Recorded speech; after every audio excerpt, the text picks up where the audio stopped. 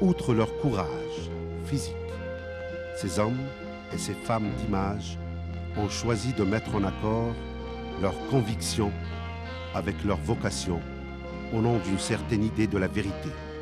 Leurs films, à côté de ceux de Jamel Din Chanderli, Mohamed Lakhdar Hamina, Youssef Sahraoui, Ali Djennaoui et les 10 autres techniciens tombés au champ d'honneur, forment aujourd'hui la mémoire cinématographique de l'Algérie combattante. Karl Gass de la RDA, qui avait réalisé en 1961 un film en 3 parties intitulé « Allons enfants pour l'Algérie » et dont l'un des volets était consacré à une infirmière au nom de Aïcha dans un camp de réfugiés.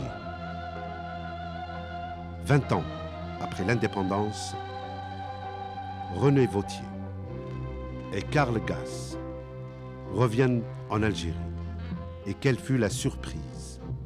Aïcha est là pour les accueillir.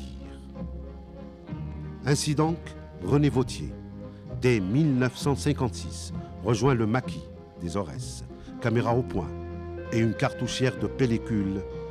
Il filme tout, enfin, presque tout. Pendant la guerre d'Algérie, oui, ça m'est arrivé. J'étais avec un gars qui, lui, a fait son chemin et qui est général, qui s'appelle Abdallah Belouchet.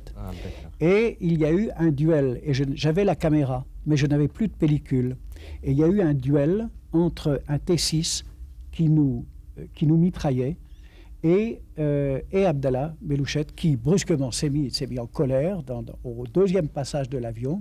Il a pris un fusil mitrailleur et il s'est mis au milieu d'un oued. Et c'était extraordinaire comme image, parce qu'il y avait Abdallah, qui n'est pas très grand, avec le fusil mitrailleur, et qui provoquait l'avion en lui criant des grossièretés, des trucs qui le provoquaient. Et l'avion passait, repassait, et on était à côté, et il y avait partout des espèces de grosses fleurs, et le vert des feuilles, et puis des fleurs comme on trouve souvent au fond des oueds.